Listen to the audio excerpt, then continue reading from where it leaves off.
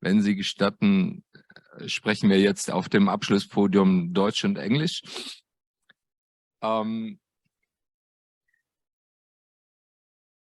Die Frage, mit der wir uns jetzt beschäftigen, ist im Grunde, was nehmen wir mit von diesem langen Tag mit sehr fundierten Vorträgen, mit wissenschaftlicher Tiefenschärfe und sehr angeregten politischen Diskussionen.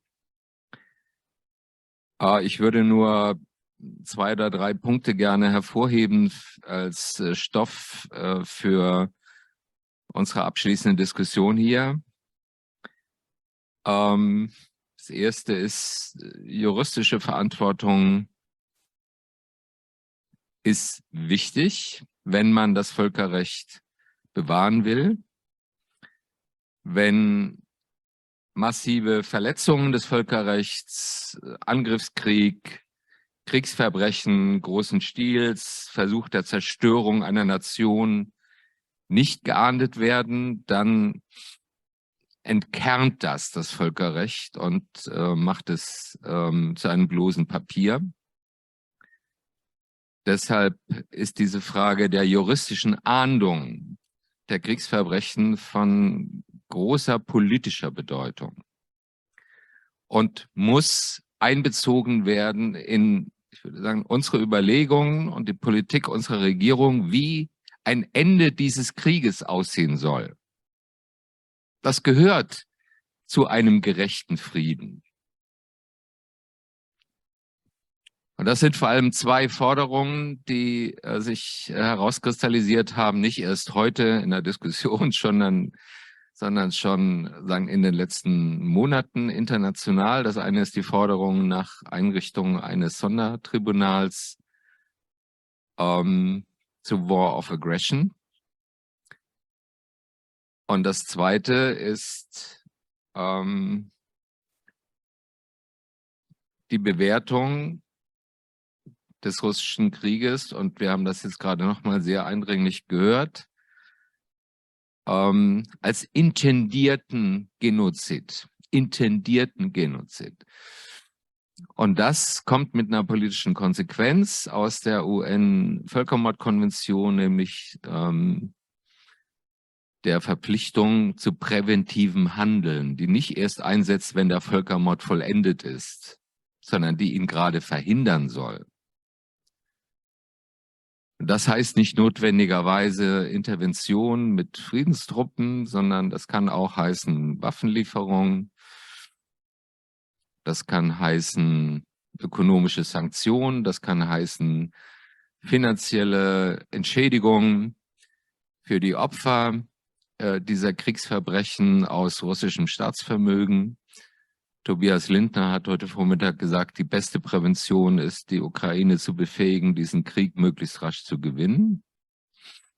Das ist also auch ein Element der Responsibility to Protect. Und das Zweite, das eben nochmal sehr eindringlich deutlich wurde, es gibt eine besondere historische Verantwortung Deutschlands. Und das ist nicht die Verantwortung, beiseite zu stehen, sondern das ist die Verantwortung, Partei zu ergreifen, wenn es um Aggressionskrieg und drohenden Völkermord geht. So, mehr will ich zu Beginn gar nicht sagen. Wünsche mir von den Teilnehmern unseres Panels, dass sie für sich sagen, welche politischen Handlungen sie jetzt vorschlagen, welche Schlussfolgerungen wir sowohl aus der Debatte um Kriegsverbrechen, juristische Ahndungen, aber insgesamt als Konsequenz von inzwischen, ich glaube, 7 oder 8 Monaten Krieg ziehen. Und begrüße dazu ganz herzlich, ich gehe hier die Reihe entlang, Katrin Göring-Eckardt, gute langjährige Freundin von uns, eine der bekanntesten grünen Politikerinnen in Deutschland, kommt ursprünglich aus der Bürgerrechtsbewegung in Ostdeutschland. Das wäre nochmal ein eigenes Kapitel. warum in Ostdeutschland die Sympathien für Russland so hoch sind, aber es ist eine andere Debatte. Langjähriges Mitglied des Deutschen Bundestags und Vizepräsidentin unseres Parlaments. Herzlich willkommen, Katrin. Valeriia Kolomiiets ist von Beruf Anwältin und seit 2019 Vizeministerin für Justiz in der Ukraine und auch zuständig für europäische Integration. Ganz herzlichen Dank, dass Sie den Weg zu uns gefunden haben. John Herbst, alle, die sich mit Mittelosteuropa und mit transatlantischen Beziehungen beschäftigen, werden ihn kennen. Er hat eine lange Karriere im diplomatischen Dienst der USA, war unter anderem Botschafter in der Ukraine und ich glaube in Usbekistan, kennt also die Region auch aus eigener Erfahrung. Und nochmal vielen Dank, John. Das Atlantic Council ist einer unserer Kooperationspartner für diese Konferenz. Und finally, last but not least, Andrius Kubilius. Freue mich sehr, dass Sie bei uns sind. Sagen, das ist einer wirklich der treibenden Kräfte im Europäischen Parlament, wenn es um die Solidarität mit der Ukraine geht und eine klare Haltung gegenüber Russland. Er ist Standing Rapporteur on Russia, also Berichterstatter im Europäischen Parlament. Und einer der Initiatoren der parteiübergreifenden Netzwerks im Europaparlament United for Ukraine und natürlich ehemaliger Premierminister Litauens 1999, 2000 und 2008 bis 2012, bringt also viel politische Erfahrung mit. Herzlich willkommen, Andrius. So, I would suggest to just go along. The panel, please. Katrin, fang doch an.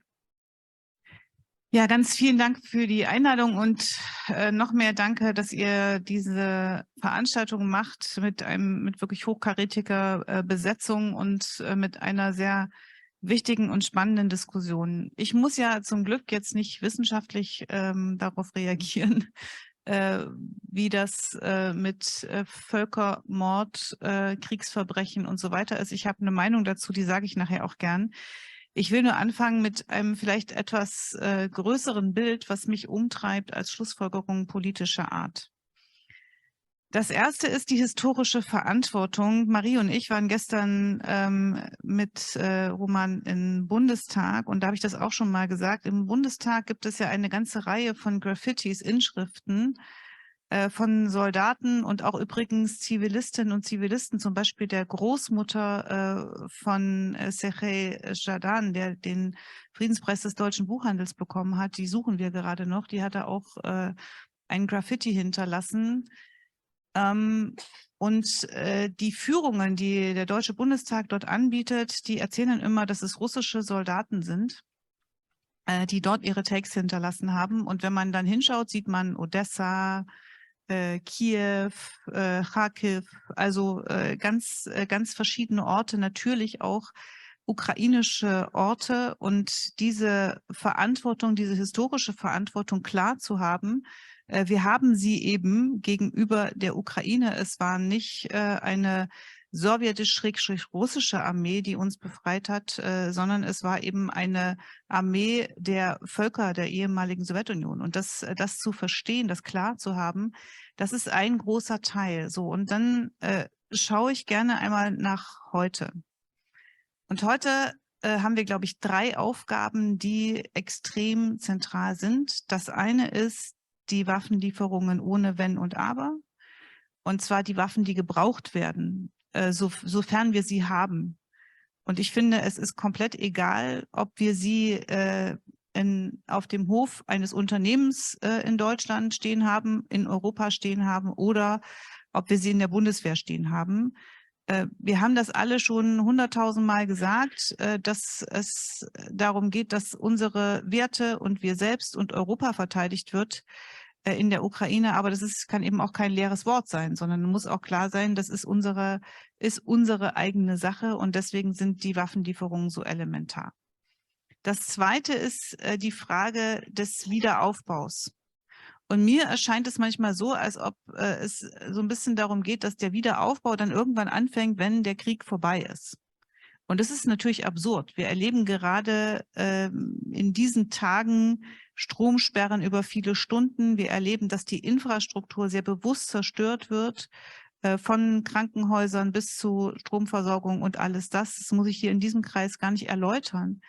Aber ich glaube, die Frage, ob wir es tatsächlich schaffen, jetzt bereits sofort mit wirklich großen Anstrengungen beim Wiederaufbau zu helfen, beim Minenräumen und beim Wiederaufbau zu helfen, das ist elementar auch für die Frage, ob wir die Verantwortung wirklich übernehmen. Und das bedeutet ja real was. Das bedeutet ja nicht nur mit Geld vor Ort zu sein, sondern eben auch mit Personal vor Ort zu sein. Und das Dritte, und das hat dann mit der Frage des Genozids und des Völkermords dann doch elementar zu tun. Das ist der Versuch Russlands, und man kann gerne von mir aus Putins Russland sagen, aber man kann eben nicht nur Putin sagen. Das wäre mir definitiv zu wenig und zu unklar. Der Versuch, ukrainische Identität, Kultur, Geschichte auszurotten. Und das ist ja der zweite Teil. Also die physische Ausrottung der Menschen ist das eine, der Versuch, und darüber sprechen wir sehr häufig. Wir sprechen weniger über den Versuch, ukrainische Kultur und Identität gar nicht erst anzuerkennen und dann auch zu zerstören. Ich glaube nicht, dass es Zufall war, dass ganz am Anfang sowohl Theater als auch Bibliotheken getroffen worden sind bei den Bombardements. Ich glaube nicht, dass es Zufall ist, dass Schulen zerstört worden sind und Kindergärten. Alles die Orte, an denen die ukrainische Sprache, die ukrainische Kultur, die ukrainische Geschichte gesehen, aufbewahrt, diskutiert, gelehrt wird. Und da haben wir eine Verantwortung, die um so vieles noch viel leichter anzunehmen ist als an vielen anderen Stellen. Und wir tun es trotzdem viel zu wenig. Und darauf will ich gerne hinweisen. Wir haben in Deutschland 2 Lehrstühle für ukrainische Sprache und einen einzigen, der auch noch ukrainische Geschichte unterrichtet. Ich habe das irgendwann öffentlich gesagt, ich weiß nicht mehr, ich glaube im März. Und dann habe ich ganz viele Zuschriften bekommen von Universitäten, die gesagt haben, das stimmt doch gar nicht, wir unterrichten doch hier auch Ukrainisch. Und dann habe ich nachgeschaut und gesagt, das stimmt, die unterrichten auch Ukrainisch. Aber der Lehrstuhl heißt eben nicht ukrainische Sprache und Kultur, sondern er heißt slawische Sprachen. Und das ist natürlich ein Verkennen der Realität, also auch diese Rückmeldung, ja, das ist irgendwie doch ganz falsch sei, was ich gesagt habe und wir sind doch viel besser. Haben wir das oder haben wir das nicht? Sorgen wir dafür, dass die ukrainische Sprache auch weiterhin bei uns und auch identifizierbar gelehrt wird, ja oder nein? Und sorgen wir bei allem, was mit Wiederaufbau zu tun hat, dafür, dass ukrainische Geschichte bei uns präsent ist, dass wir das wissen, dass wir das nicht irgendwie subsumieren unter, das ist halt da, wo wir uns so wenig auskennen. Und das ist für mich jedenfalls ein dritter großer Punkt, der macht die Waffenlieferungen nicht kleiner und auch die Scham darüber, dass wir so langsam sind und zu wenig machen, nicht kleiner. Aber ich finde, der Fokus ist häufig zu wenig auch auf diesen anderen Fragen und dafür will ich gern plädieren und mich einsetzen, die nicht nur physische Vernichtung, sondern auch die Vernichtung von Kultur und Identität im Kopf zu haben, wenn es darum geht. Und vielleicht einmal noch anekdotisch erklärt, dass es die Ukraine nach wie vor schafft, Online-Unterricht für die Kinder zu organisieren, die längst in anderen Ländern sind, zum Beispiel in Deutschland, ist für mich ein krasses Zeichen dafür, wie wichtig das ist und wie viel Energie da auch reingeht. Und dieser Online-Unterricht findet häufig nicht statt für die Kinder in der Ukraine, die zum Teil ja auch keinen Unterricht haben, weil die Schulen zerstört sind. Aber er findet statt für die Kinder, die zum Beispiel bei uns einer Schulpflicht unterliegen und selbstverständlich morgens in die Schule gehen, in die deutsche Schule gehen und dann trotzdem nachmittags noch den ukrainisch und ukrainischen Unterricht haben. Und wir haben ja viel darüber diskutiert, was da eigentlich richtig ist, ob die Schulpflicht eigentlich gelten sollte oder nicht und was das bedeutet. Ich bin inzwischen der Meinung, ja, na klar, die Kinder sollen ja mit anderen Kindern irgendwie spielen können und lernen und was zu tun haben. Und trotzdem geht es natürlich auch darum, dass diese Fenster da sind, dass die Verbindung, auch die innere Verbindung zur eigenen Kultur und Sprache auch erhalten bleibt. Übrigens auch, naja, ich finde jedenfalls eine andere Herangehensweise an Flucht und Migration, als wir sie sonst normalerweise haben, wo wir immer sagen, Sprache ist entscheidend, ist es sie auch, aber eben die deutsche und das brauchen sie als erstes und dann kümmern wir uns um den Rest nicht mehr. Das ist in diesem Fall aus meiner Sicht jedenfalls anders. So, und dann gehört alles andere auch dazu, das, was die Kommission der Vereinten Nationen macht, die im März 23 ihren Bericht vorlegen wird. Da gehört dazu, dass die Kriegsverbrechen dokumentiert werden, dass wir wissen, was ist, dass Deutschland dabei unterstützt. Dazu gehört diese Frage der Anstiftung. Das war ja ein Staatsbediensteter, ein russischer Staatsbediensteter, der kürzlich gesagt hat, keine Gnade für Ukraine. Alles das gehört auch dazu, ist dann näher an der Debatte dran, die heute hier geführt worden ist. Aber ich mache jetzt erstmal einen Punkt und freue mich auf weitere Diskussionen, die wir ja auch führen wollen. Besten Dank. Vielen Dank. Valeriia, please. The floor is yours. Yeah, thank you. First of all, thank you for this opportunity to be a part of this important conference. Frankly speaking, I try to, start to crying maybe a few times during this meeting because for me, for my colleagues from non-government organization, for the governance, for Roman Schwarz, it's not only conversation about legal issues and legal architecture. It's all about our relatives, our families, our friends. That's why, yes, for me, it's difficult, like for all Ukrainians in this building. And you see, in Ukraine, social media, you can find such a hashtag like Terror Russia.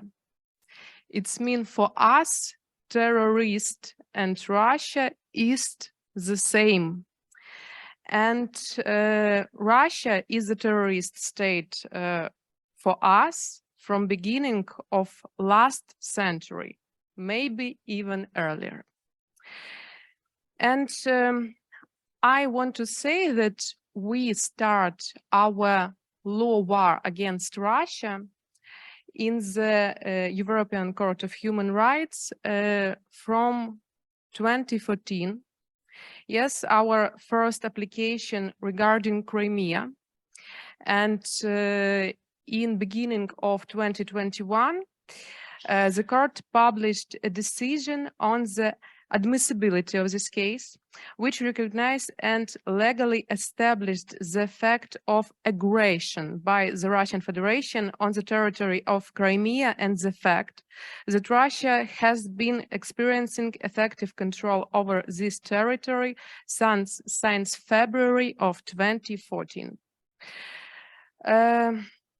And second important case in European of human rights, it's case Ukraine and the Netherlands against versus Russia.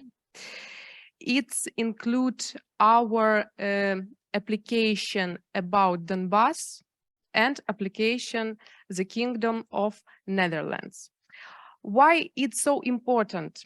Because this is the first case that show that Russia is the terroristic state, not only to Ukraine.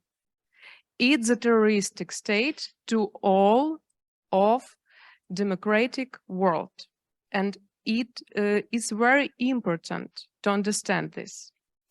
And last but not least, it's our application about Russia about violation of human rights during the full-scale invasion of Russia.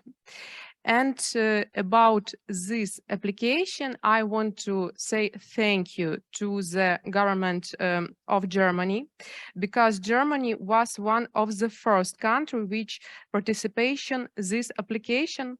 Now 25 countries and 3 non-government organizations expressed their intention to join this case too. And I think that it's important because all the participants of this case show that Russia needs to be convinced for their aggression. I want to say that European Court of Human Rights, it's not only one platform which Ukraine used against Russia from the beginning on 2014. Yesterday, we discussed our case in International Court of Justice, International Criminal Court, our future cases in International Criminal Court. And even we have discussed our domestic investigation, because it's very important topics in these issues and we understand it. But we need to admire that we can find justice for our people only in our domestic and international court rooms. Why? Why I think so and told you so. Now we create an international mechanism, international instrument, which can help us to discover and confiscate assets of Russian from all over the world. Yes, it's very important for Ukraine because the damages which we have by Russia Federation need to be paid for our people and for our country. And we need your support and assistance in this field because this instrument will grant on international agreements, and we can take Russian assets only for countries which will sign these agreements. And I want to stress that such interest in indicate, for example, by the recent decision of the Deputy Minister of the Committee of Ministers of the Council of Europe on September this year, and in November during the session of the UN General Assembly, we accept political support for the adoption of the resolution on reparations to Ukraine and the creation of compensation mechanism. Today we talk about act in time. We lost this time for many Ukrainian people. But I believe all of my colleagues of all Ukrainian believes that more action from our international partners and action in the time immediately, frankly speaking, will help us to save lives of those Ukrainians who still fight against Russian aggression and defends European values like freedom, democracy, and human rights. And I need to say that we need your support for this mission. More weapons and sanctions, more assistance in our domestic investigations, support of our international compensation mechanism, and creation of tribunal, which we are spoken about. Thank you.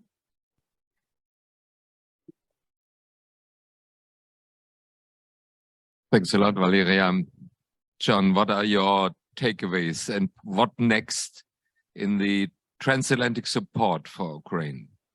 Ralf, thank you, and Louise, thank you for organizing this, along with your Centrum, as well, of course, the United Ukrainian Jewish Encounter. and the Atlantic Council is delighted to be here.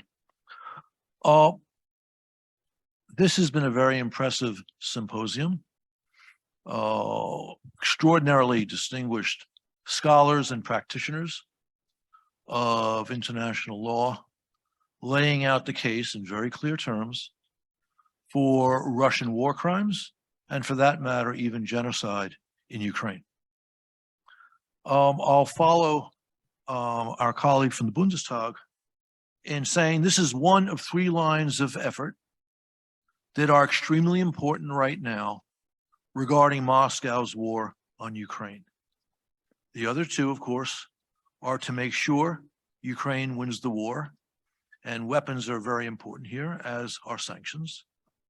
And then also to help Ukraine, not just with reconstruction, but I would say transformation via reconstruction. Now, a point of fact, by my own background and activity, I know a lot more about those other 2 lines of effort than the one we're dealing with at this conference.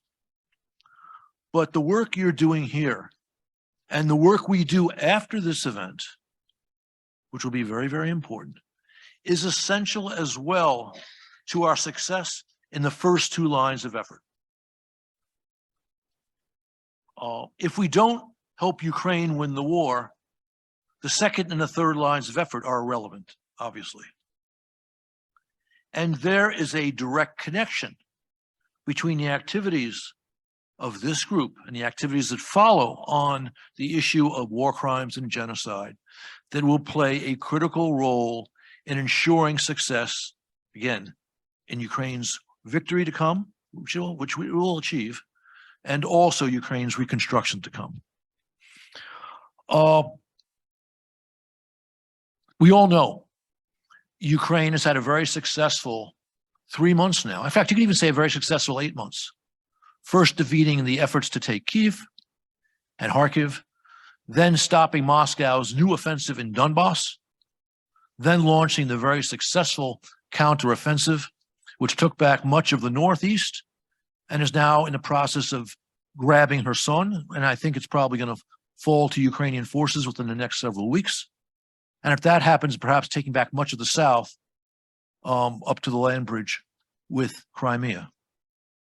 And then, of course, that unexplained explosion on the bridge across the Straits of Kerch. So Putin is reeling from one victory after another won by Ukrainian arms. He's relying now on 2 cards to save his great Ukrainian imperial venture. The first, I think we already seeing not successful, and that is to shut off hydrocarbon supplies to Europe, gas and oil. But there have been, I'd say, exceptional efforts, transatlantic efforts, the US, the EU, with Germany playing a prominent role within the EU, to find alternate sources of oil and gas. There have also been, I think, wonderful efforts within the EU to make sure that the most vulnerable nations will not lose out as the EU divides hydrocarbons this winter. So I'll make the prediction that Europe is going to manage this winter. It's going to be hard. There will be some pain, but it will manage this and maintain its strong support for Ukraine. So Putin's not going to be able to use energy as a wedge to weaken European support for Ukraine. But then there's a second card which I think will also fail, but I notice my weasel words here. I think also, I'm not certain. Putin is relying on his ability to frighten the West. He's already, I think, learned, I'm not sure, but I think that he cannot frighten Ukrainians who have made clear that they'll take the pounding that they are taking because they understand, as the former head of the State Directorate for Kherson Oblast, Andriy Putilov, said to me last week, it is much better to live under Russian shelling, Russian bombing, than under Russian occupation.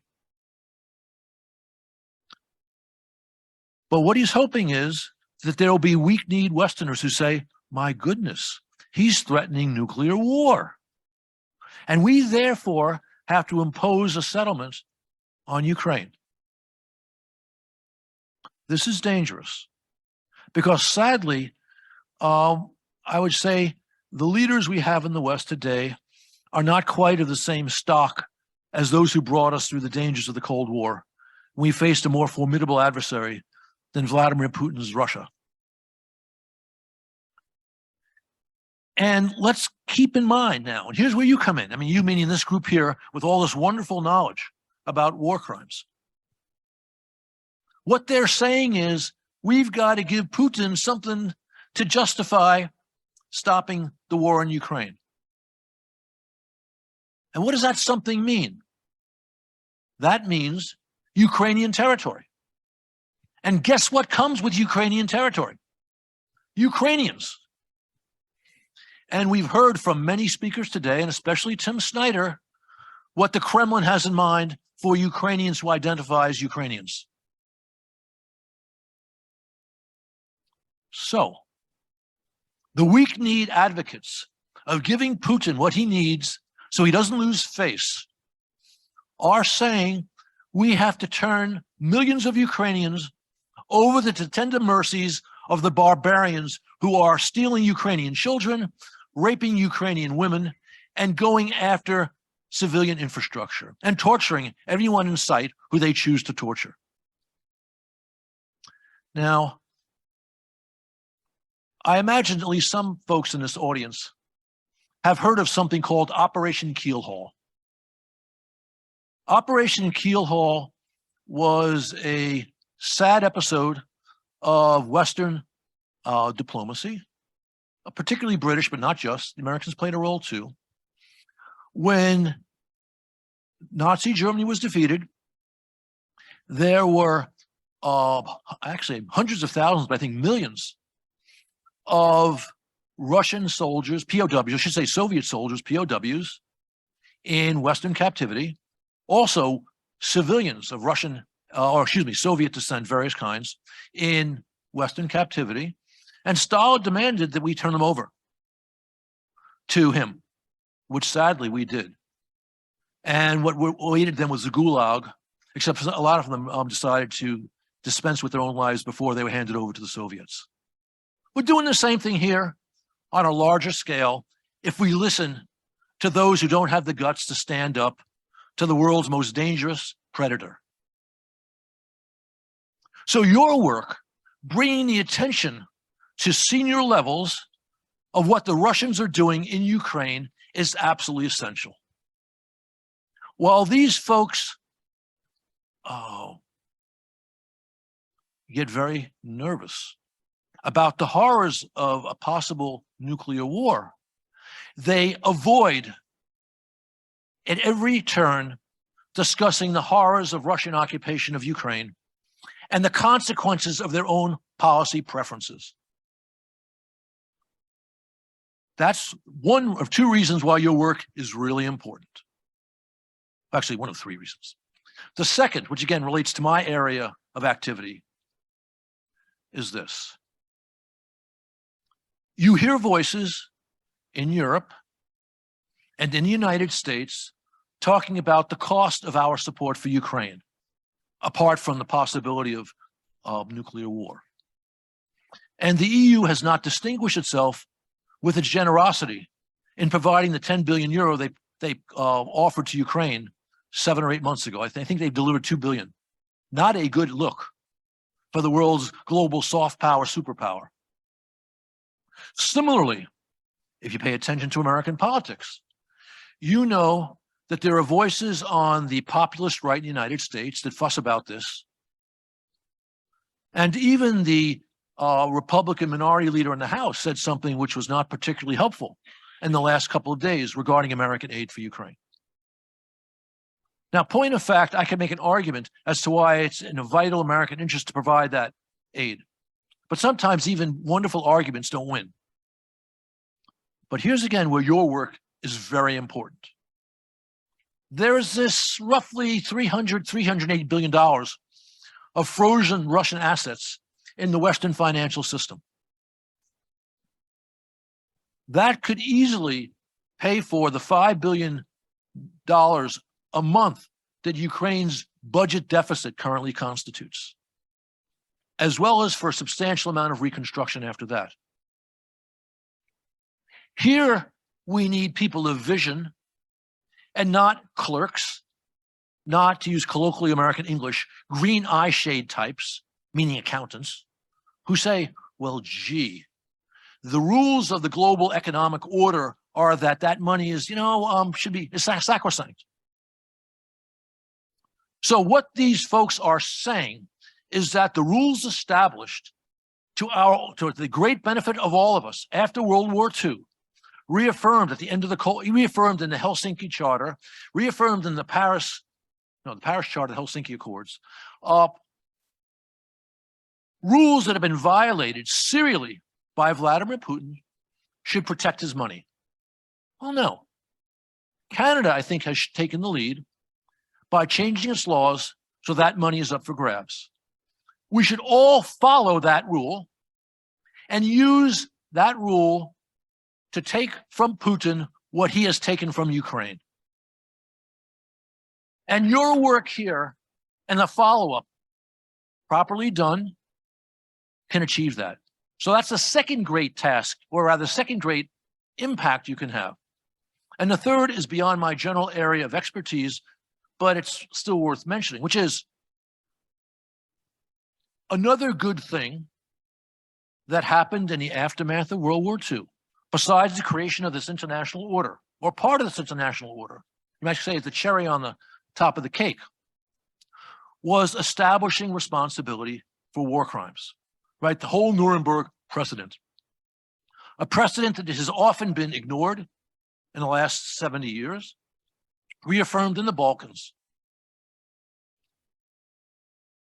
By doing the right thing here, and the odds are very long right now, which does not mean they'll be long in a year or 2 or 3 years, we will, of course, not just reestablish this precedent, but strengthen it greatly. Because it's one thing to have brought to justice peoples that accepted defeat at the end of World War II. And for that matter, a third-rate power that accepted defeat in the 1990s. But something else to bring to justice the leaders of a country which contains one of the world's 2 largest nuclear arsenals. Final point. So what we're doing here is, you might say, strengthening the responsibility to protect. And coming back to the nuclear threat, the advocates of compromising with Putin by offering Ukrainian lives want to exchange the responsibility to protect to the responsibility to give more victims to the mass murderer. Thank you.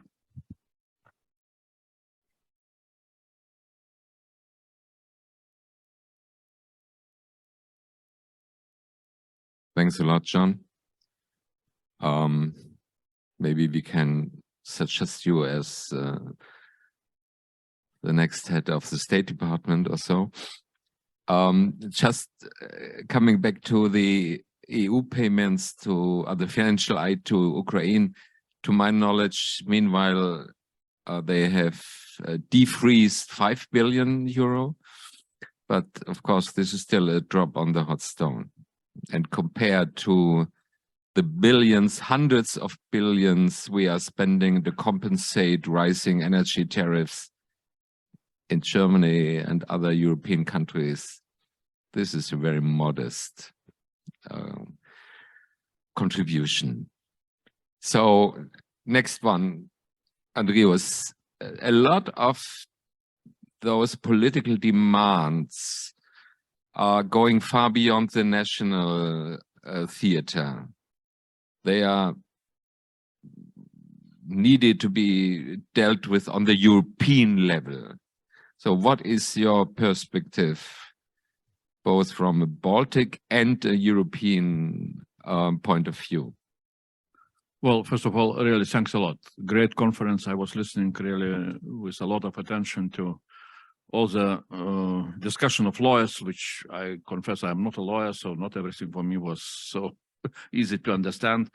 But, you know, of course, being the last speaker again, you know, you have a challenge since everything till my speech was said. So, but as always, we're joking, you know, not by everybody. So I'm that, you know, the last who needs to repeat something. And of course, my point will be maybe not so much legal discussion, but about exactly what you asked, you know, actions and political actions or state actions, what we need to do. And for the first question is very clear for me.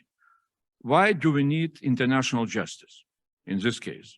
In my view, at least as politician, I would say very simply, not because, you know, Ukrainian people deserve that international justice, but because international justice can have much larger influence, much larger consequences, even for future of Russia. You know, if you look ultimately, you know, very far from today. Of course, you know, and in order to go that way, we need to settle our, how to say, approaches, you know, both legal ones and political ones into some kind of systemic, you know, understanding what we can do. Of course, here are thousands of crimes which were, you know, perpetrated by Russian soldiers in Ukraine, and it will go, you know, investigations on the ground, and in the ICC will go for definitely for, you know, next 10 or even more years. That's for sure. Maybe, you know, it will also be clear, it will become clear that those are the crimes of genocide. No, but as I understand, theoretical discussions can, you know, go for quite a time. Was that a genocide or not? But nevertheless, you know, justice is very much needed as quickly as possible.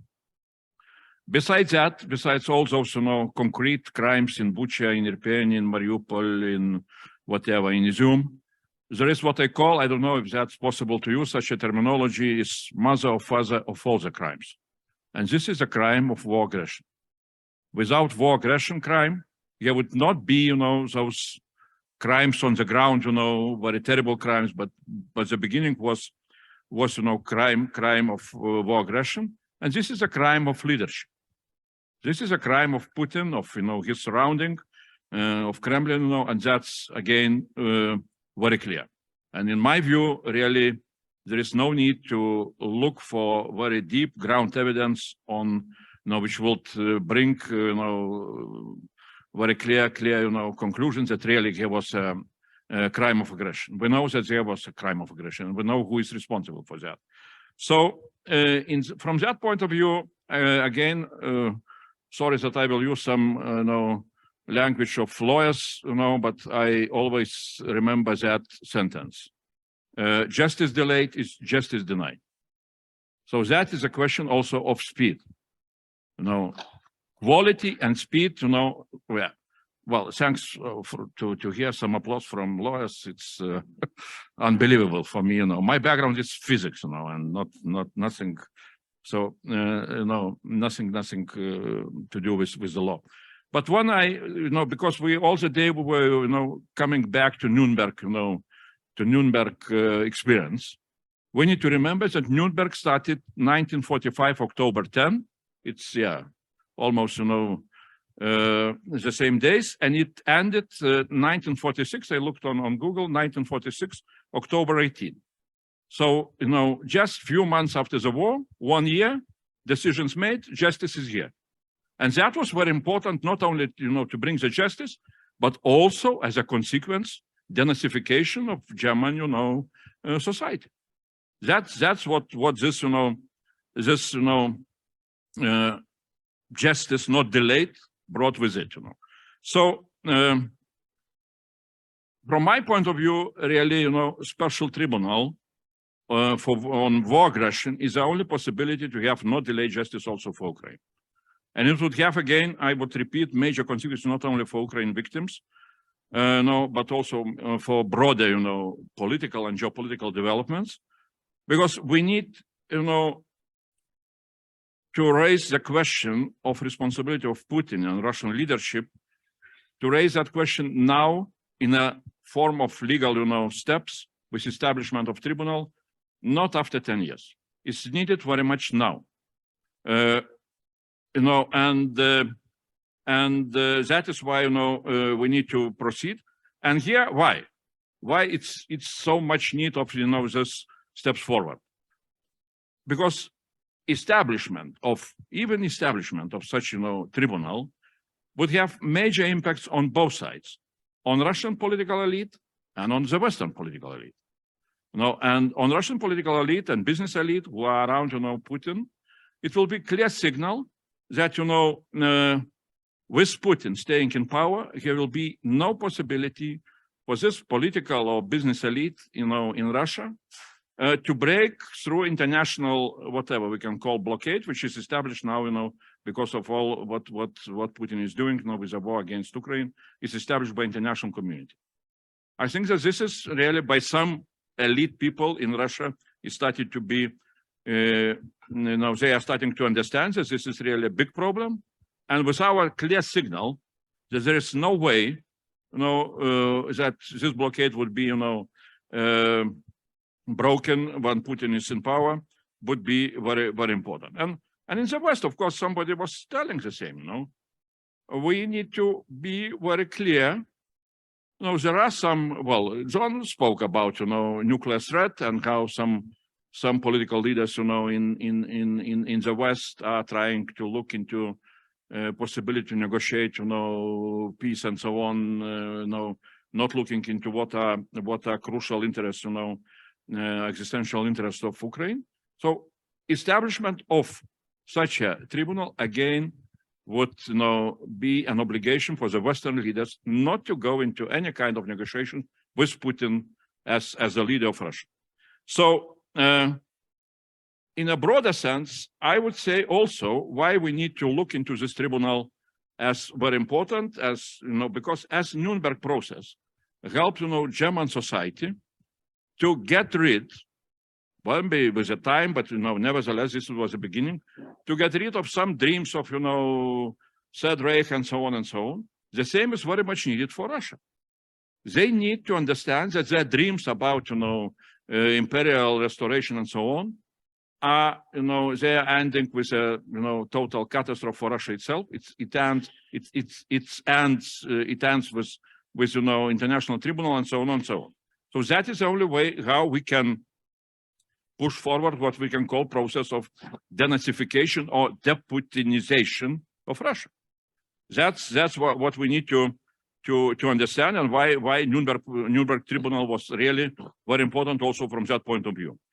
As I understood from some experts who were speaking here, this crime of war aggression cannot be investigated by ICC or IGC. So this is the only way is to establish this That's true. special tribunal. So that's what we need to look into. And before we are going to look into what steps we need to make those who are supporting such a tribunal, we need to answer ourselves the question, why some Western governments, as we can suspect, are skeptical about special tribunal or are opposing. And there are very simple, several simple answers. The vision, first one, the vision some Western capitals to keep open channels to negotiate peace because of, nuclear threat or whatever. That is definitely somewhere around. Second, reason, there is there are some capitals where there is quite a limited belief that Russia can become a democracy. I am speaking about capitals in the West. Even if Russia will be totally defeated militarily, and even even after the war, he will be, and that's why after the war, some capitals are thinking that after the war, there will be a need to, nevertheless, to live next to Russia, which still will have, Putin and so on and so on. And that there is a need to save the face of Putin because of that, and we know all those, statements. And the last point, I think that in some capitals there is fear of precedent. The special tribunals can be created in the future, for all the different, in different occasions. So my answer is very simple. All those reasons are wrong ones. Really, Putin deserves tribunal, not the place near the negotiation table. That's the first thing, And two things, cannot be compatible. If really we are going, for the tribunal, which we need to do, then negotiations with Putin is not possible. Second, the Western community should be afraid not of precedent of special tribunals, but of the precedent of no justice for the crime of aggression, which we are facing now. So that should be very bad precedent. So so what we need to do, of course, from my point of view, legal circumstances, what is needed to be done with special tribunal for war aggression are very clear. What is not clear, political circumstances. Is here an international political will to punish Putin for the crime of aggression, and to do it now? There are some good news, including yesterday Dutch Parliament decision exactly on that, on support for such a tribunal. As I understand today, European Council of the Heads of States approved or is going to approve, that's maybe not a big secret, their conclusions, where they will speak also about the need to investigate crime of war aggression, and with next steps, asking Commission to provide some proposals on next step. So that is where things are moving, and that is where our network, United for Ukraine, which we have now more than 300 parliamentarians, and quite several hundreds of experts from different think tanks. We are also concentrating one of our directions on establishment of this international tribunal. We are organizing our advocacy trips. We have been in May here in Berlin. Now we are planning to go to Paris, Rome, and other capitals. And we have special group in our United for Ukraine network devoted to exactly to creation of this special tribunal, which is led by very well known, perhaps here in Berlin, member for European Parliament, Sergei Lagodinsky. So that's what I am happy that we have such a cooperation. Thanks a lot.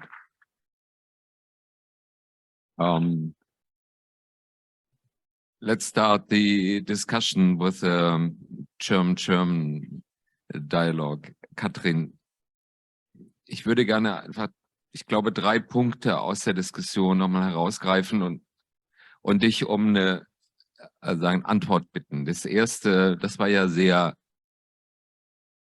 kraftvoll und sehr eindeutig, ja, diese Forderung nach einem Sondertribunal zum russischen Angriffskrieg, in welcher Form das auch immer dann am Ende beschlossen und etabliert wird, aber als ein politisches Signal auch an die russischen Eliten, es gibt keine Zukunft mit dem Putin-Regime. Ja, das Zweite würde ich jetzt auch nochmal aus unserer Veranstalterperspektive doch bekräftigen.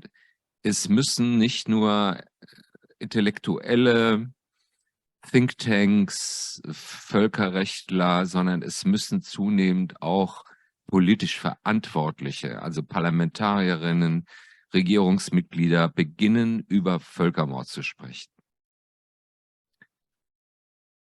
Auch das würde, glaube ich, erheblichen Druck aufbauen auf Russland und wäre ein wichtiges Signal, dass der Westen nicht, wie das hier mehrfach beschworen worden ist, am Ende irgendwie doch versucht, mit Putin einen Deal auszuhandeln.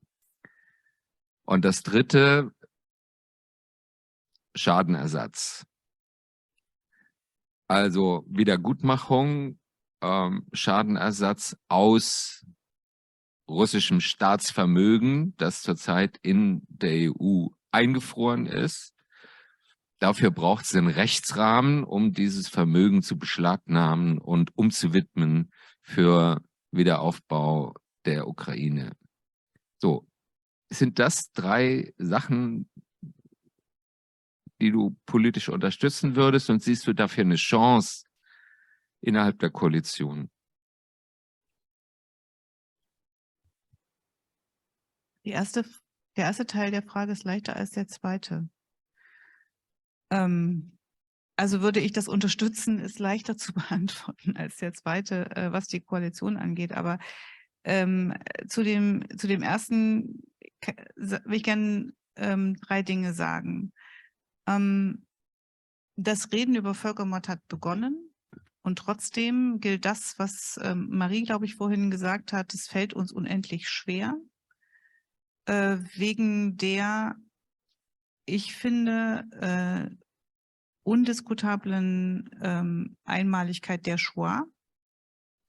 Und das muss und kann und darf uns aber nicht davon abhalten, über Völkermord zu reden. Das schließt sich nicht aus meiner Sicht. Also wir müssen diese Gegenüberstellung nicht haben, weil die Shoah einmalig ist und ich glaube, das dürfen wir, sollten wir, brauchen wir nicht zu negieren, wenn wir hier über Völkermord reden. Und die Beispiele, die ich vorhin genannt habe, die deuten ja sehr klar darauf hin, dass es sich um einen Genozid handelt und dass es auch absichtsvoll ist, und zwar historisch absichtsvoll. Also wir haben ja, ich habe vorhin nicht gesagt, Ralf Fücks, du hast auch gesagt, der Krieg geht ein paar Monate. Ich merke es natürlich auch in unserem Diskurs, ja. Natürlich hat er 2014 angefangen. Und natürlich hat er zwischendurch keine Sekunde aufgehört. Und natürlich sind all diejenigen, die sagen, lass uns doch mal verhandeln, denken dann schon, nicht alle. Aber es gibt genügend Leute, die sagen, lass uns doch verhandeln, die denken dann schon minus Krim. Und was bedeutet das eigentlich? Was bedeuten Verhandlungen? Also ich sage mal, erster Punkt, Verhandlungen gibt es, wenn die Ukraine bereit ist zu verhandeln. Verhandlungen gibt es, wenn die Ukraine diesen Krieg gewonnen hat. Und dann ist aber die Frage, was heißt gewinnen? Und ich kann nur von meiner Seite, ich finde von der europäischen Seite aus, und da gehört die Ukraine dazu, und zwar vollkommen klar, dass sie dazugehört, geht das nicht ohne die Krim, geht es nicht ohne den Donbass und geht es nicht ohne die verschleppten Kinder, deren Namen wir zum Teil nicht mehr kennen. Ja, also weil sie andere Identitäten haben und weil man sie nicht mehr suchen kann. Und ich stelle mir immer vor, was das bedeutet. Und deswegen fällt es mir nicht schwer, über Völkermord zu reden. Und deswegen ist es gut, dass ihr auf europäischer Ebene dieses Sondertribunal vorantreibt und dass das mit Sergej gemeinsam passiert, ist gut. Und die Frage, ob wir das in der Koalition in Berlin, du hast ja so ganz lapidar gesagt, kriegt man das denn da durch oder findet man da eine Mehrheit dafür? Das ist eine Debatte, die von uns aus nicht schwierig festzuhalten ist. Aber es bedeutet natürlich über das hinaus, was schon schwierig genug zu diskutieren ist und warum reden wir so lange über Waffenlieferungen, bedeutet es natürlich einen nächsten Schritt. Und dann kann man jetzt sagen, lass uns mal pragmatisch erstmal über das, was man jetzt unbedingt machen muss und braucht und das Geld und alles das reden. Ich würde sagen, es gehört ihm mehr zusammen. Also der Pragmatismus für das, was man jetzt unmittelbar und gerade tun muss, gehört zu Anerkennung dessen, was da tatsächlich und real passiert. Und ich will vielleicht einmal einen Hoffnungsmoment sagen, der sich bei mir jedenfalls auftut. Und der heißt, wenn der Vorsitzende der Sozialdemokratischen Partei Deutschlands jetzt sehr klar über die Fehler seiner eigenen Partei spricht in der Vergangenheit, dann ist es ein großer und ein wichtiger Schritt. Also ich finde, das muss man einmal wirklich anerkennen. Das ist nämlich nicht leicht. Auch für ihn als Person nicht leicht und für seine eigene politische Biografie nicht leicht. Und wir sind ja hier irgendwie auch alle bei den Grünen aktiv und wissen auch, dass das auch bei den Grünen nicht immer mehrheitsfähig war und dass wir auch eine ganze Weile gebraucht haben, um klar zu haben, auf welcher Seite der Geschichte wir stehen. So. Und der dritte Punkt, John hat das, glaube ich, gesagt, diese Frage Schadensersatz und die Mittel, die gerade festliegen, das ist ja einer, den wir im Grunde seit April diskutieren, auch auf europäischer Ebene mit den unterschiedlichen Ländern diskutieren. Und ich glaube, das ist natürlich ein weiterer Schritt, deutlich zu machen, dieses Geld ist nicht einfach nur eingefroren, sondern es wird jetzt genau für das benutzt, wofür es eigentlich gebraucht wird, und zwar am allernötigsten gebraucht wird. Und deswegen, ich glaube, ich habe es schon im April, Mai einmal auch klar gemacht und gefordert. Wir haben das auch im Deutschen Bundestag diskutiert.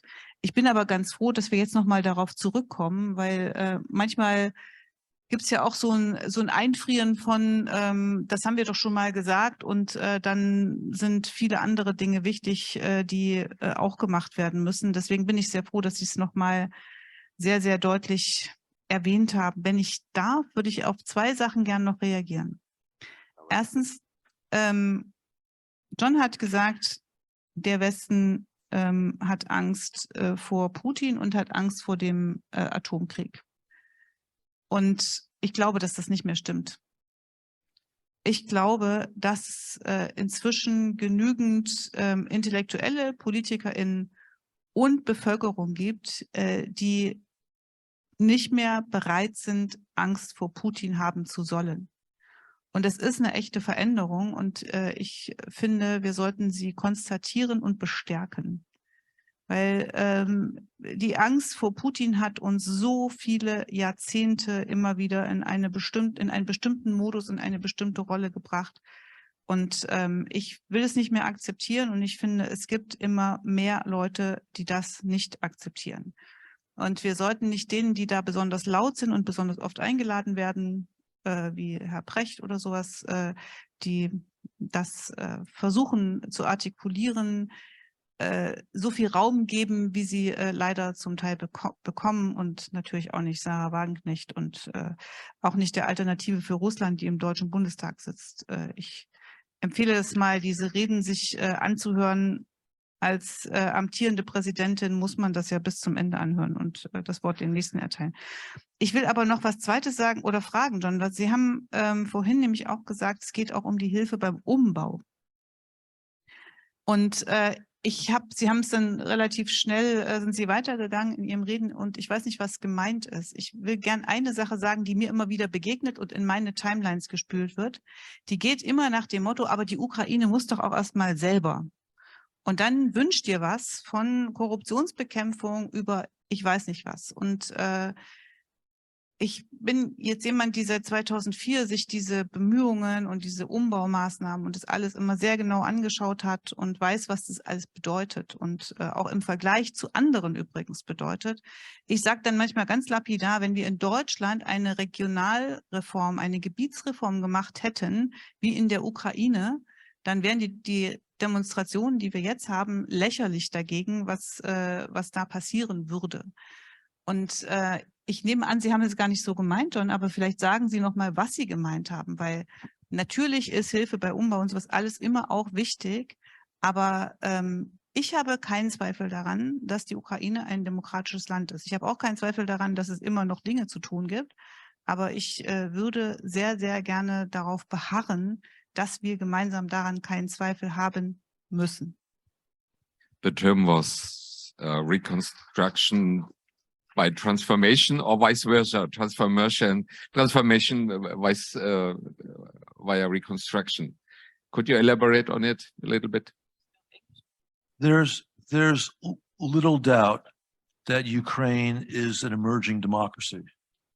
And that's been proved by numerous elections to the presidency, which have been legitimate. So we're not talking about reforms to ensure Ukraine's democracy. We're talking about reforms that would change some of the features of Ukrainian political, economic, and social life, which have been brakes on its development. And that relates to the questions of corruption and the problems in the legal system, both in terms of law enforcement and the judicial system.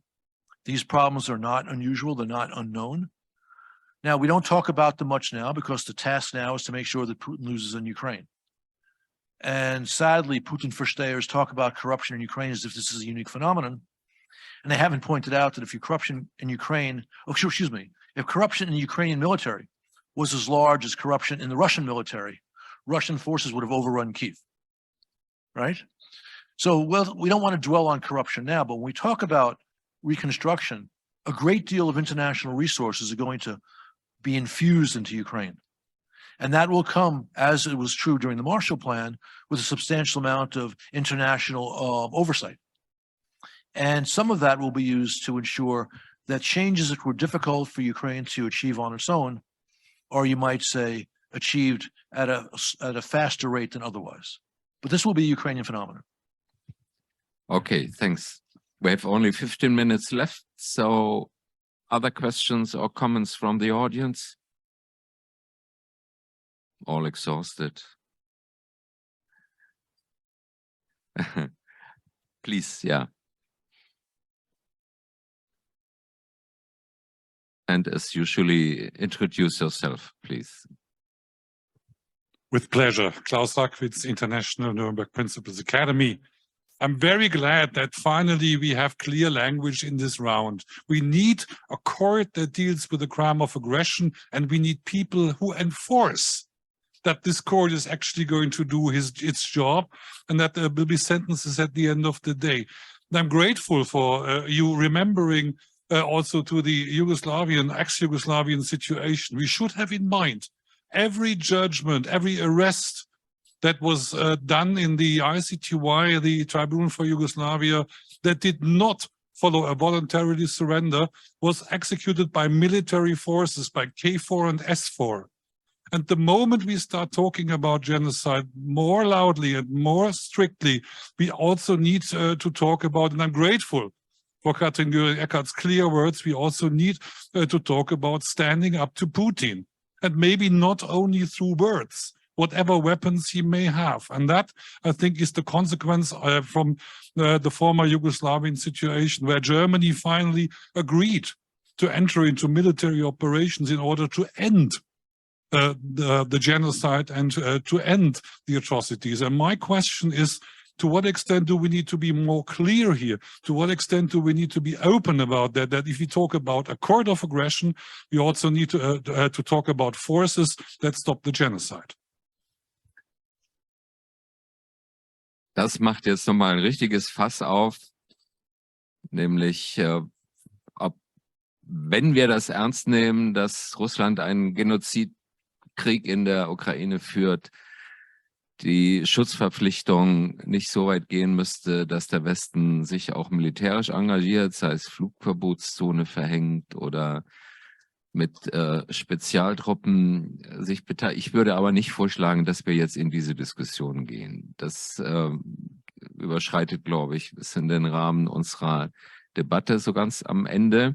Der Unterschied zu dem Jugoslawien-Tribunal und auch der Unterschied zu Nürnberg ist ja, dass zumindest bisher wir von einer militärischen Niederlage Russlands in der Ukraine sprechen. In der Ukraine. Und nicht von einem militärischen Regime-Change in Russland, sondern darauf bauen, dass wenn Russland scheitert mit seinem Kolonialkrieg gegen die Ukraine, das zu einem Machtwechsel früher oder später in Moskau führen wird. Und dann möglicherweise auch eine Situation entsteht, in der man Putin und seinen Spießgesellen auch persönlich haftbar machen kann.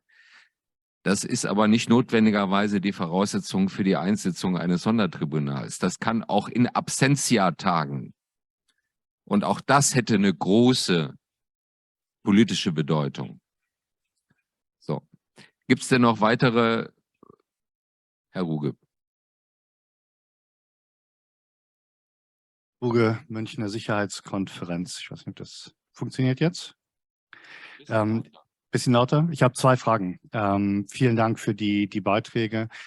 Erste Frage. Kann man noch mal spezifisch eingehen darauf, wie man die eingefrorenen finanziellen Mittel der Russlands, wie man an die rankommt? Ich habe gesehen, dass Kaja Kallas heute nach dem Europäischen Rat genau darüber gesprochen hat, dass man da rangehen muss. Also vielleicht noch mal ganz spezifisch, welche Maßnahmen sind nötig auf EU-Ebene, auf nationaler Ebene, damit wir an diese Mittel rankommen? Und das Zweite, aus Unkenntnis, weil ich den größeren Teil dieser Veranstaltung nicht verfolgen konnte.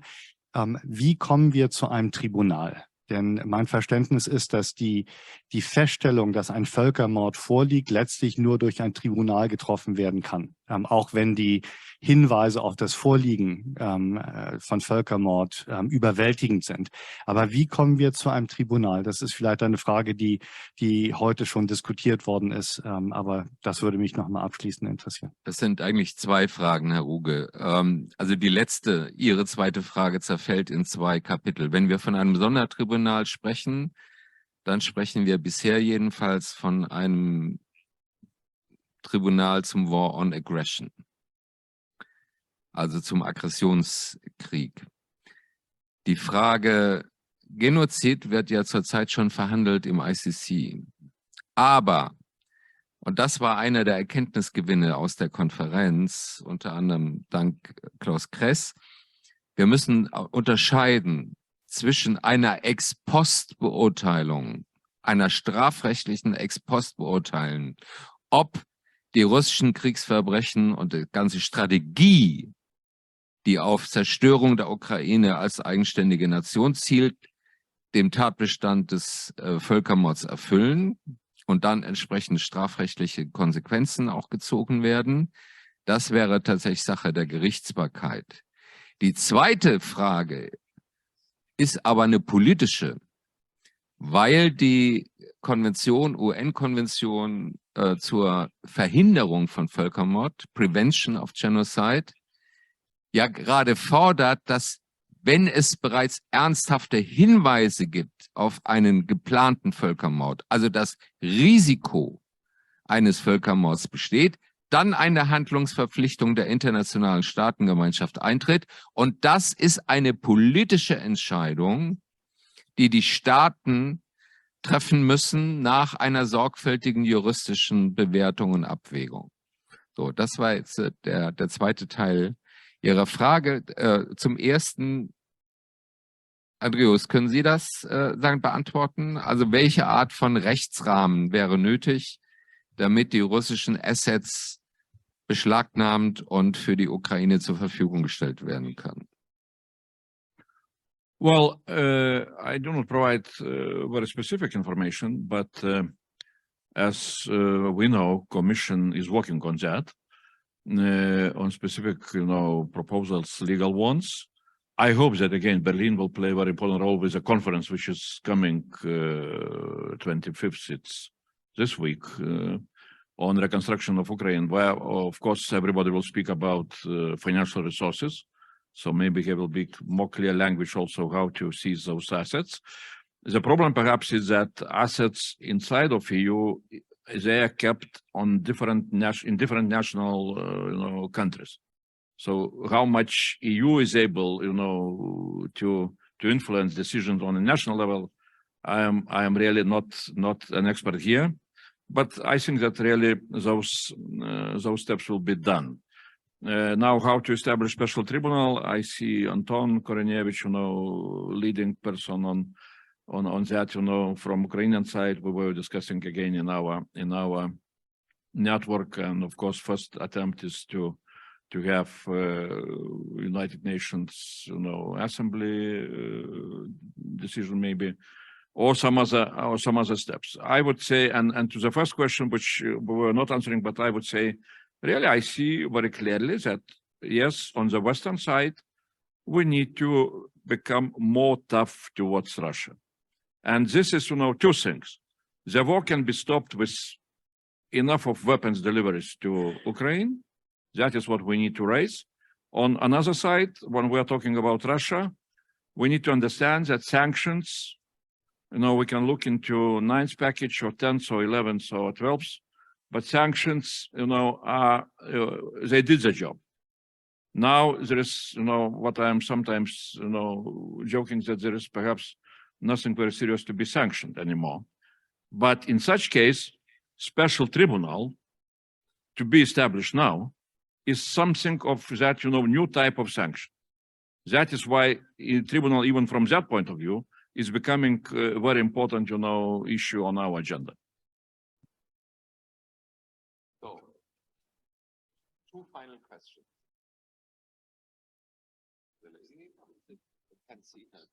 Irina war das. So wait, wait Okay. start and then Irina. Okay, a very quick question. It's for John. Midterms around the corner. McCarthy has indicated that there may be a withdrawal of support for aid for Ukraine. How do you see it playing out? Do you think that's likely? Okay, John, wait a minute.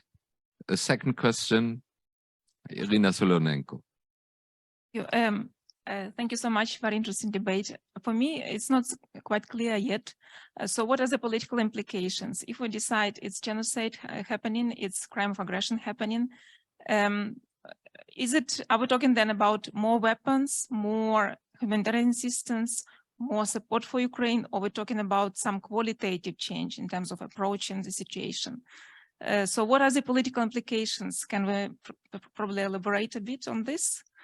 And I wanted to make a comment on like corruption, legal problems or legal judicial in Ukraine problems. I think we should not talk about Ukraine as such, but we should distinguish among different actors. So we have very strong civil society, which actually puts on the agenda of international donors specific demands which had to be demanded from the officials in terms of reforms. For instance, the idea of NABU, creation of NABU as a condition after 2014 and some other things. These were ideas of civil society which are communicated to the donors and they then demanded them from the officials. So I think we should really differentiate among people who are blocking reforms and those who are enabling them and cooperate, think about the ways of supporting those, making their voice stronger and their action and their effect of their work stronger.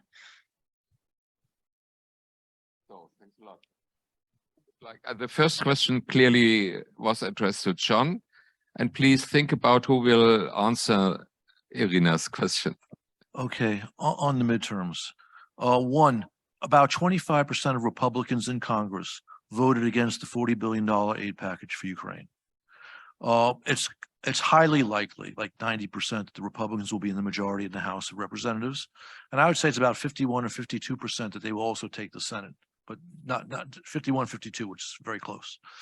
What McCarthy said is concerning, but it's not clear if it means a cutoff of aid or even a real diminution of aid. I think there will be some pushback from the Republican leadership, especially in the Senate, which understands that our support for Ukraine is critical for American interests. It's conceivable this would play out in form of more American oversight of the aid, which Ukraine says it would welcome.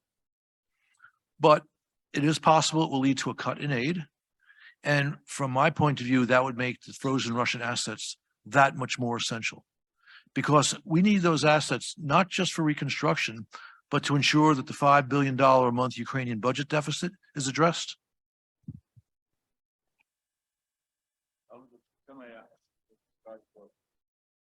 So that second question a little bit on the reforms and what was discussed before by John, transformation of Ukraine. I would say what we need to understand, at least I am speaking from my own experience, Lithuanian experience. When how we were going to become members of EU and what kind of reforms we were doing and so on and so on. So definitely Ukraine needs to make reforms, despite the war, after the war, Ukraine will need to make all the needed reforms. But we need to understand that transformation of such countries in Eastern Europe is possible only with integration towards EU. Without integration process, no country was able to make real transformation of its own. So from that point of view, I am absolutely sure that Putin was very much afraid of Ukrainian integration towards EU, because that is how success of Ukraine can be created. And success of Ukraine can be very, a bad example to ordinary Russian people, to ask the same in Russia and to destroy, Putin's regime.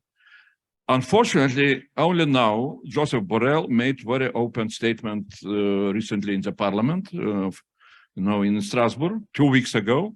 He said, look, when we had such a big dependency on Russian gas, we had no real policy towards Russia, and we had no policy towards Ukraine, because our policy towards Ukraine was subordinated towards policy, to Russia.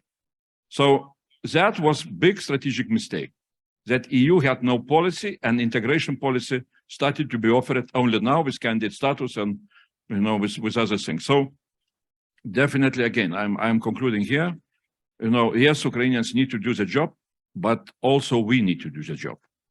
And we need to understand that Ukrainian integration towards EU is not only Ukrainian interest, it's our huge interest. To have Ukraine together with us, then maybe, you know, it will influence also, you know, other developments in other Eastern countries, you know, like Belarus and maybe in Russia itself. So that's our big, you know, big dream, which we need to implement together with Ukrainians. Thanks a lot. Quick final remarks by our two ladies. Und ich muss leider in 2 Minuten los und muss mir hinterher erzählen lassen, was Valeriia gesagt hat. Ganz schnell, ich stimme zu, dass die Frage der Reformen dazu gehören und dass der Westen, dass Europa dafür eine Verantwortung hat. Ich glaube, es sind 3 Dinge, die Putin total überrascht haben und erschrecken. Das eine ist der Mut und die Tapferkeit der Ukraine und der Nationalstolz. Das zweite ist die Solidarität des Westens. Und das dritte wird sein, und das ist mir wichtig, deswegen bin ich da vorhin drauf eingegangen, dass die inneren Reformen weitergehen und dass sie nicht jetzt erst angefangen werden müssen, sondern dass sie schon längst begonnen haben und dass es verdammt hart genug war. Deswegen habe ich vorhin das Beispiel mit der Gebietsreform genannt, dass es verdammt hart genug war, sie zu beginnen und natürlich müssen sie weitergeführt werden und darauf kommt es auch an, das wissen auch alle und dass wir darauf einen Fokus legen, von außen unterstützen, da bin ich sehr dabei. Mir geht es nur um weiter und nicht anfangen und sorry, Valeriia. Ich muss mir erzählen lassen, was Vielen Dank, Katrin. weil der Zug leider nicht auf mich wartet. Alles klar. Yeah, thank Dank you. und alles Gute. Yes, can I? Valeriia, please. Yes, Final remarks. Yes, thank you.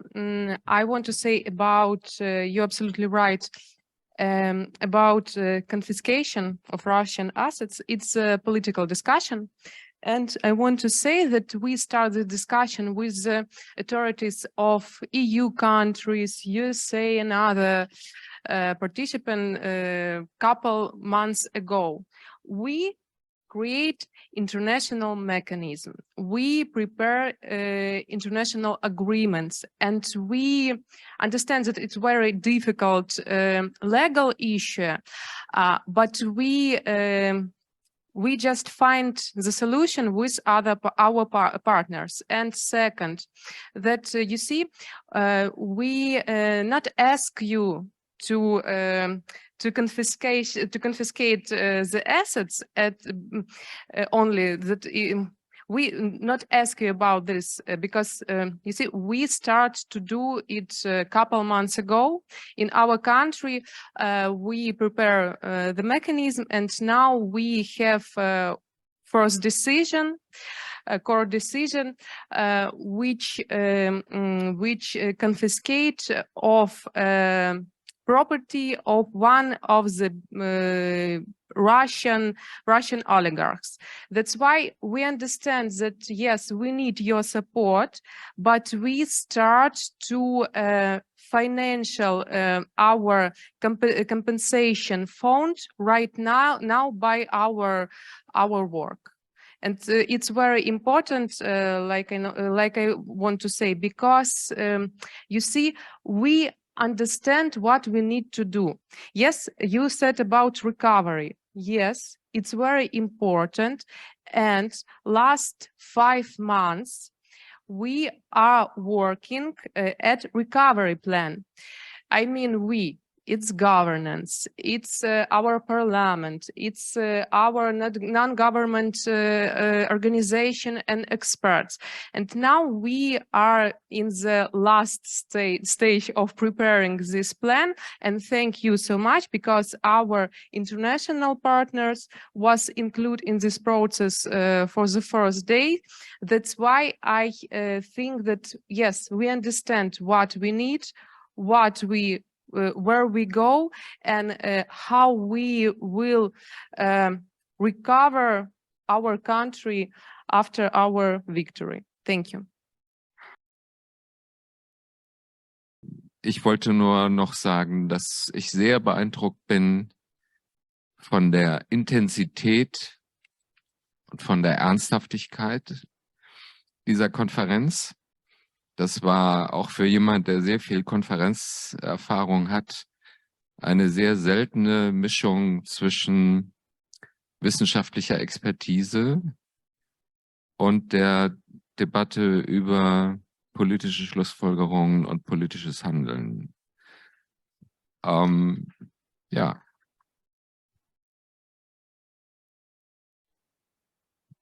Ich empfinde das auch als eine Verpflichtung, die vielen bemerkenswerten Beiträge, die hier gehalten worden sind, dass wir versuchen, diese Konferenz nochmal für eine größere Öffentlichkeit aufzubereiten, in einem zweiten Schritt. Sei es, dass wir die Vorträge und Debatten nochmal gesondert im Netz zur Verfügung stellen oder auch versuchen, ein paar schriftliche Zusammenfassungen, Schlussfolgerungen zu ziehen und sie zu publizieren. Es wäre jedenfalls schade, wenn diese Debatten in diesem Raum bleiben würden, die wir heute geführt haben. Wir hatten heute auch natürlich ein Online-Auditorium, aber ich finde, diese Konferenz hat noch eine sehr viel größere Öffentlichkeit verdient. Und wir sollten versuchen, sie vor allem auch stärker in die politischen Institutionen zu tragen. Und zwar nicht nur in Deutschland. Also Sie sind herzlich eingeladen, sich an diesem Unternehmen zu beteiligen. Und dann würde ich mich nur noch gerne nochmal sehr herzlich bedanken bei allen, die diese Konferenz vorbereitet und organisiert haben. Das hat wunderbar geklappt. Das war eine ganz wunderbare Arbeit, die ihr da auf die Beine gestellt habt als Team von Lipmod, aber auch die Techniker, die für einen reibungslosen Ablauf hier gesorgt haben. Und natürlich die Übersetzerinnen und Übersetzer für ihren tollen Job.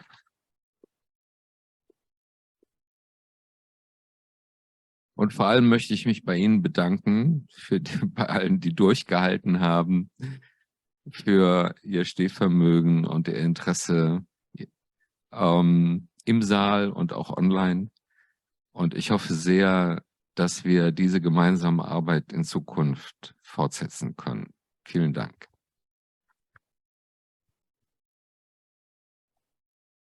Es war das so schön abgerundet und ich habe trotzdem immer noch einen Brass. Ich hoffe, das lässt sich übersetzen. Ich spüre den Zorn, weil wir sind hier in Berlin und ich bin fest davon überzeugt, egal ob es jetzt um die Frage Prevention of Genocide, Genocidal War, Crimes against Humanity, War Crimes, diese ganze Palette geht oder über den Ansatz Special Tribunal against War of Aggression. Ich glaube, das Zentrum sind zwei Dinge. Letztlich bei zu vielen in der politischen Klasse noch ein Quäntchen Hoffnung, man könnte oder müsste mit Putin noch verhandeln. Und deswegen darf man nicht so klar werden, wie wir es hier heute in diesem Raum gewesen sind und wie die Realitäten es auch hergeben. Und die Angst. Die Angst und das sich wegdrücken. Und ich hoffe, dass es uns gelingt.